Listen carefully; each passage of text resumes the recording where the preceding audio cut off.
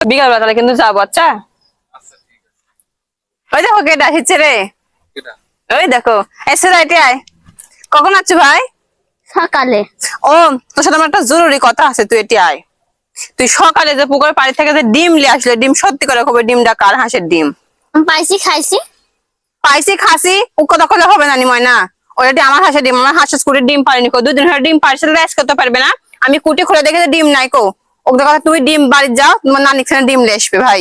আমি ভালো করে করছি কিন্তু। ডিম পাইছি, কে তোমাকে দিব কে?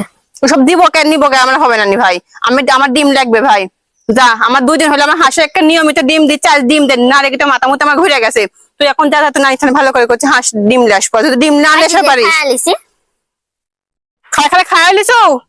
তুই নানি যা কবু, আমার নানি কয় দিছে কোনো হাঁস বলে পুকুরে নামবে দিবে না। যা নানি কগা, আমি হাঁস মাস কিন্তু কারো পুকুরে নামবে দিব না নিকো।